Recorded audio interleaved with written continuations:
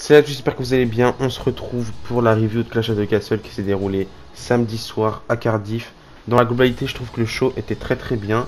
Il n'y a pas vraiment eu un moment pendant le show où je me suis ennuyé. Je trouve que tous les matchs étaient plus ou moins bons. Franchement, j'ai beaucoup aimé le show. Certes, il y aurait pu avoir des choses qui auraient pu se passer différemment, qui auraient pu se passer encore mieux ou même encore pire. Mais pour moi, dans la globalité, je trouve que le show reste quand même très bien.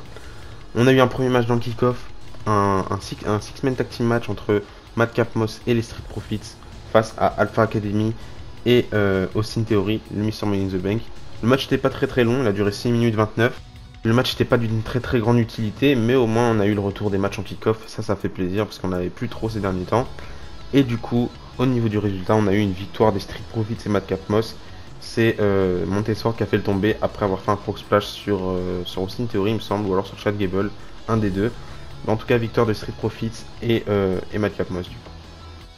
Ensuite, on passe à la carte principale avec comme opener, on a eu un 6-woman tag team match cette fois-ci entre Damage Control, du coup Bailey, Io Sky et Dakota Kai qui ont affronté du coup Bianca Belair, Alexa Bliss et Asuka. Pas le match que j'aurais choisi personnellement pour ouvrir le show, moi j'aurais ouvert le show avec le titre intercontinental, mais c'est vrai qu'avec du recul, ouvrir le show avec un 6-woman tag team match c'est un petit peu mieux. Parce que je pense que s'il avait été placé un peu plus tard dans la carte, on n'aurait pas eu la même réaction de la foule. Surtout que la foule à Cardiff, elle était incroyable, c'était dingue. Une des meilleures foules qu'on a entendues en 2022 en tout cas. Mais sinon, le match était très bien. Moi, je donnerais une note de 3,5 à ce match-là. Je trouve qu'il reste quand même assez bien. Il aurait pu être un petit peu mieux avec une petite stipulation. Mais c'est le début de la rivalité. Je pense pas que ça va se terminer là-dessus. Donc pour moi, ça reste un très bon match. En plus, à la fin, on donne la victoire au Heal. Et c'était le meilleur choix, donner la victoire à Damage Control. Donc elle reste forte. Mais Bianca Belair reste forte aussi parce qu'elle a pris le pin, mais elle s'est pris tous les finishers. Elle s'est pris le finisher de Bailey pour commencer, ou alors celui de Dakota Kai pour commencer, je me rappelle plus. Donc elle s'est pris le finisher de Dakota Kai, celui de Bailey et pour finir celui de Io Shirai, donc enfin de Io Sky. Donc voilà, elle perd mais elle reste très forte. Et en plus on donne la grosse victoire au heal et ça fait plaisir.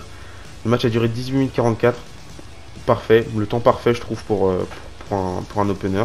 Donc voilà, on commence le show sur un très bon match. Ensuite, on a eu un des matchs que j'attendais le plus du show, voire même le match que j'attendais le plus. Gunther contre Sheamus pour le titre intercontinental. Au début, on a Ludwig Kaiser qui fait son entrée comme d'habitude pour introduire Gunther. Sauf que cette fois-ci, il nous demande toute notre gratitude pour accueillir Giovanni Vinci, anciennement Fabian Eichner, qui faisait partie d'Imperium à l'époque. Donc retour d'Imperium. Ensuite, il accueille le leader d'Imperium, Gunther. Ils font leur entrée à 3 en noir à l'ancienne. Retour d'Imperium, premier grand moment de Clash of the Castle. En plus, la foule a bien réagi et ça fait plaisir. Et ça me fait tellement plaisir de revoir Imperium. Maintenant, on peut s'imaginer des tonnes de matchs à 3 contre 3, peut-être même à Survivor Series. Ça pourrait être incroyable. Une Bloodline contre Imperium, même s'il y a d'autres facteurs à prendre en compte. Et on y reviendra un peu plus tard. Mais ça fait plaisir de revoir Imperium. Ensuite, du coup, le match a commencé. Le match a duré 19 minutes 33 et franchement le match était à la hauteur de mes attentes. Je pouvais pas m'attendre à mieux. On avait un match violent, un match rythmé, il n'y a pas vraiment eu de moment pendant le match où on s'ennuyait. Et ça fait plaisir. En plus Sheamus il a récupéré un de ses moves, le crucifix bomb, mais je sais plus comment il l'appelle. Peut-être le Celtic Cross, un truc dans le genre. Ça faisait bizarre de voir Sheamus aussi mal en point dans un match. En général c'est lui qui prend plus ou moins l'avantage sur le match, peu importe son adversaire. Mais là c'était Gunther face à lui. Et ça fait plaisir parce qu'ils ont mis un petit peu de prestige autour de Gunther et le titre intercontinental. Et je veux plus de choses comme ça à l'avenir, ça fait vraiment plaisir. Pendant le match, on a eu Gunther qui a fait plusieurs fois son finisher, son powerbomb. Mais Sheamus à chaque fois s'en est dégagé. Alors que Sheamus lui a pas eu le temps de mettre son bro kick. Même à la fin il essayait de mettre son bro kick mais il avait tellement mal au dos qu'il n'arrivait pas.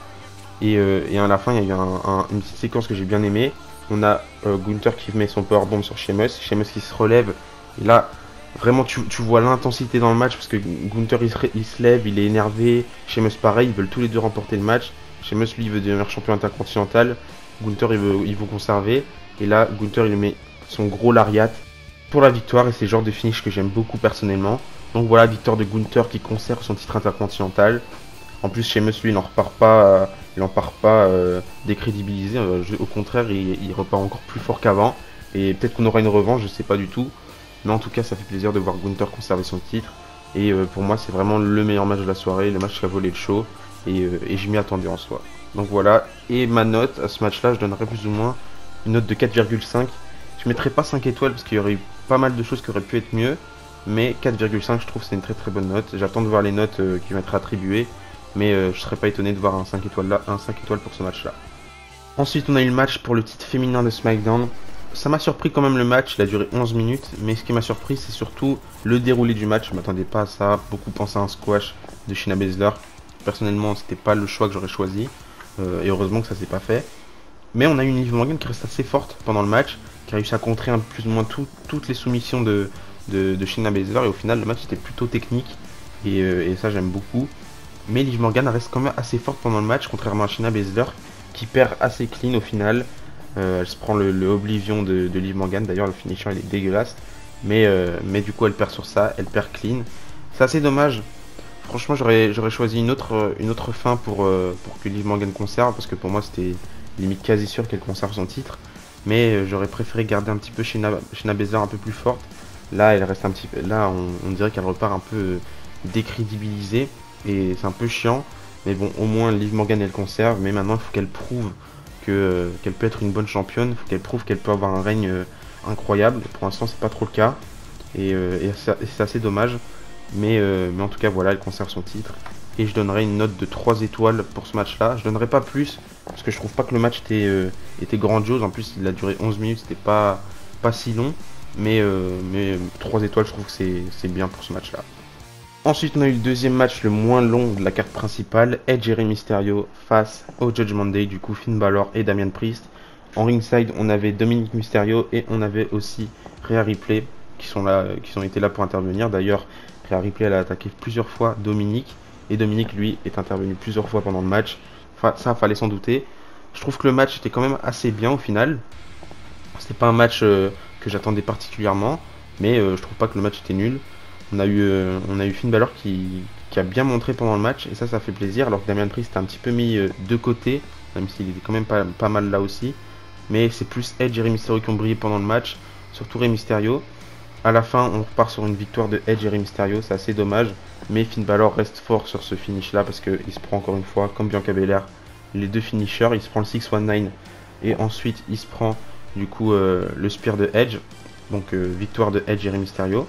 Ensuite, après le match, on a Edge et Rey Mysterio qui célèbrent leur victoire avec Dominic Mysterio qui arrive dans le ring. Et là, sorti de nulle part, Dominic Mysterio il met un gros low blow à Edge. Donc il turn contre Edge. Et là, on a Rey Mysterio qui est dégoûté, il est déçu, il essaye de calmer Dominic. Sauf que Dominic, à la Eddie Guerrero, il met une grosse close line à Rey Mysterio. Donc il turn contre son père et contre Edge. Et ça fait plaisir. J'attendais ça personnellement. J'attendais ce moment où on allait mettre Dominic Mysterio en avant. Je sais pas s'il va rejoindre Judgment Day ou si il va rester tout seul. Moi personnellement je le laisserai rester tout seul. Je le ferai pas rejoindre Judgment Day parce que s'il rejoint Judgment Day il sera un petit peu à l'écart. Il serait pas le personnage principal de Judgment Day. Alors que si on le laisse tout seul, il sera le personnage principal. Et c'est là qu'on pourrait commencer un truc de ouf pour terminer sur un gros match entre Rey Mysterio et Dominic Mysterio. Pour moi ce serait incroyable. Donc voilà, je trouve que c'était le bon move de faire turn Dominic Mysterio. De base j'avais misé sur une victoire de Judgment Day, mais vu le turn, je pense que c'était une bonne initiative de faire remporter Edge et Rey Mysterio, même si s'ils avaient perdu, ce serait double coup, deux pierres d'un coup, donc ça aurait pu être ouf, mais ça reste très très bien. On voit enfin du caractère chez Dominic Mysterio, et personnellement j'ai très très hâte de voir la suite, j'ai très hâte de voir Raw, peut-être qu'il sera Raw, je sais pas, mais en tout cas j'ai hâte de voir la suite. Et en ce qui concerne ma note, je donnerai une note de 3,25 parce que je trouve que le match était bon, mais sans plus. Et avant-dernier match, on a eu Seth Rollins contre Matt Riddle. Gros build-up pour ce match. Et malgré sa place dans le show, je trouve que le match était quand même très très bon. Seth Rollins a brillé, Matt Riddle a brillé, les deux ont brillé. Et dans le match, ils ont réussi à raconter leur storyline. Et c'est ce qui fait que personnellement, j'ai envie que cette rivalité continue. Seth Rollins n'a eu que des grosses rivalités ces dernières années. Depuis Baron Corbin en 2019. Enfin, c'était le dernier mauvais challenger qu'il a eu. Mais depuis ça, il a eu que des bonnes feuds. On a eu Bray Wyatt, c'était très très bien. On a eu Rey Mysterio pendant l'époque du Covid avec Dominic. Ensuite, on a eu Roman Reigns. On a eu Edge aussi avec les 3 bons matchs face à Edge. On a eu les 3 gros matchs aussi face à Cody Rhodes, c'était incroyable. Et là, cette fois-ci, on a Matt Riddle. Donc pour moi, ça doit continuer. En plus, ils ont eu une réelle mésentente entre eux à l'époque en backstage. Donc ça rajoute encore plus d'intensité. C'est ça qui est incroyable. Et pour moi, franchement, cette rivalité doit continuer. On termine sur une victoire de Rollins qui remporte le match avec un un super stomp. Il fait un curb stomp de la deuxième corde. Ça, c'est incroyable. Je sais pas pourquoi on n'y a pas pensé un peu plus tôt. Mais il le fait enfin. Et en plus, Matt Riddle, après ça, il est ressorti avec une gigantesque bosse sur sa tête. Donc voilà, victoire de Rollins. Première victoire en pay-per-view depuis 2022. Personnellement, si j'étais le booker, je leur donnerais une stipulation pour un prochain match en pay-per-view. En plus, ça tombe bien parce qu'on s'approche très rapidement de Extreme Rules, donc ce serait parfait pour ajouter une stipulation. Je sais pas quelle stipulation, mais pour moi, il faut leur donner un match à stipulation, ça pourrait être grandiose. Et du coup, j'espère que ce sera la renaissance un petit peu de cette Rollins, ce qui changera un petit peu de personnage. Parce que comme je vous l'ai dit dans mes pronostics, je suis pas un grand fan de son personnage actuel, même s'il reste très très divertissant. Et de toute façon, cette Rollins, peu importe le personnage qu'il a, il réussit toujours par briller. Donc voilà.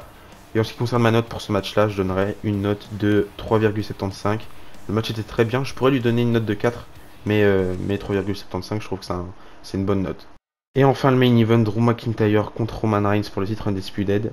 Drew McIntyre fait son entrée avec Broken Dreams. Par la suite, il fait son entrée aussi avec Galanterie. Et ça me dérange pas tant que ça parce qu'en vrai, je trouve que ça reste un bon film song. Et même peut-être Broken Dreams, ça colle un petit peu moins avec son personnage actuel. Même si j'aime beaucoup Broken Dreams. Mais du coup, voilà. Ensuite, on a eu l'entrée de 20 minutes de Roman Reigns comme d'habitude. Et puis, on est parti pour 30 minutes de match que j'ai pas vu passer du tout. Grosse intensité entre Drew McIntyre et Roman Reigns. J'ai l'impression de voir Stone Cold Steve Austin et The Rock dans le même match. C'est incroyable. Et comme l'a dit Triple H, on peut faire des choses grandioses avec Roman Reigns et Drew McIntyre. C'est le futur, ces deux mecs-là. Et je pense pas que ce sera leur dernier affrontement. Le match était très très bon. Drew McIntyre et Roman Reigns pendant le match, je trouve qu'ils étaient plutôt à la même hauteur. Il n'y a pas eu de grosse différence de niveau. Surtout que le public de Cardiff, ils encourageaient. Ils étaient à fond derrière Drew McIntyre. En ringside aussi, on avait Karen Cross et Scarlett Bordeaux. De base, ils ne devaient pas faire le déplacement jusque-là, mais ils étaient en ringside. Et d'ailleurs, Karen Cross, il a acheté une bouteille d'eau sur Drew McIntyre pendant le match. C'était assez ridicule, mais bon, voilà. Pendant le match, on a eu Drew McIntyre qui a tenté à plusieurs reprises de mettre son Claymore Kick, mais il n'y est pas arrivé. Tandis que Roman Reigns, lui, il a mis plusieurs spears, mais à chaque fois, on avait Drew McIntyre qui se dégageait des spears de Roman Reigns. Jusqu'à un moment où Drew McIntyre, il va rentrer son Claymore Kick sur Roman Reigns qui sera de dos, qui sera en train de parler à l'arbitre parce que l'arbitre il trouvait que l'arbitre avait compté trop lentement lors du tombé qu'il avait fait sur Drew McIntyre. Du coup, l'arbitre il est KO, Roman Reigns il est KO, McIntyre lui aussi il est KO, il est par terre. Et à ce moment-là, on entend le film song d'Austin Theory qui fait son arrivée avec sa mallette, qui veut cash in, donc il arrive avec un arbitre, il arrive près de la cloche, et là il y a quelqu'un qui se lève dans le public, qui met un gros coup de poing à Austin Theory, et en fait c'était Tyson Fury. Donc voilà, je savais qu'il était en ringside, mais je l'ai pas vu venir en tout cas.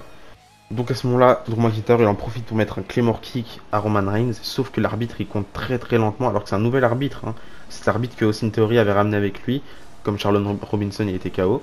Donc l'arbitre il tape lentement, et là Roman Reigns il se dégage de ça. Puis l'intensité a recommencé directement avec des coups de poing entre Drew McIntyre et Roman Reigns. Ensuite, Drew McIntyre il a mis un Glasgow Kiss, Roman Reigns lui a mis son Superman Punch. Jusqu'au moment où Drew McIntyre sort de nulle part et il fait un spear à Roman Reigns. Suite au spear, il va lui mettre un Claymore Kick. Il fait le tomber, là j'y croyais, pour moi je me disais, Drew McIntyre il est devenu champion. Sauf que là, l'arbitre il disparaît, on ne sait pas c'est qui l'a attrapé. Et là on a un gros plan sur quelqu'un qui est capuché, je reconnais directement c'est qui. Il enlève sa capuche et c'est Solo Sikoa de NXT qui fait son arrivée dans le main roster pour aider Roman Reigns.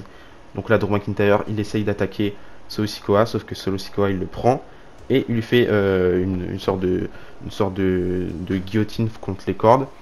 Donc là, Roman Reigns, il en profite pour mettre son spear sur Drew McIntyre. Et on a le tombé. Victoire de Roman Reigns qui conserve son titre Undisputed.